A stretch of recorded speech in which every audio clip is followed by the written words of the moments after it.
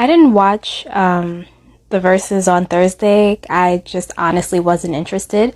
But then I heard about what a hot ghetto mess it was, and I was like, okay, I'll check it out.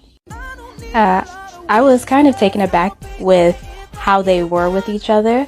Like, I'm used to the artists having like mutual respect for one another, at least with like the R&B singers.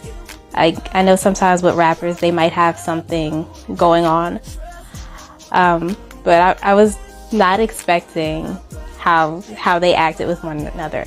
Like, I don't know, maybe it was like machismo. But I think one thing we can all take away from this is if you're a singer, you cannot be drinking before you perform. It's like alcohol does something to your body, maybe because it's a depressant, but like you cannot control your vocals when you're under the influence. It's like your brain, like your body is not going to do what your brain is telling it to do. I was watching like an interview or a conversation between Fat Joe and Swiss Beats, and Swiss was like, a lot of these artists are nervous before they get on stage, and it's like, okay, but you got to have a better coping mechanism than drinking. And if you've been a performer for all these years, you should have developed some better coping mechanisms. I know personally when I'm nervous, like for an audition or something, when my nerves get the best of me, it's because I'm underprepared.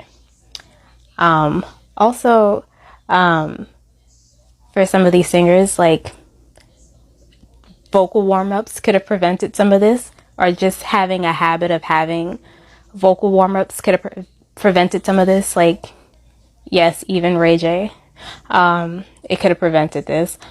Like, even if they don't have the strongest voices, just spending 10 minutes every day doing vocal warm-ups and probably kind of ramping it up before your performance.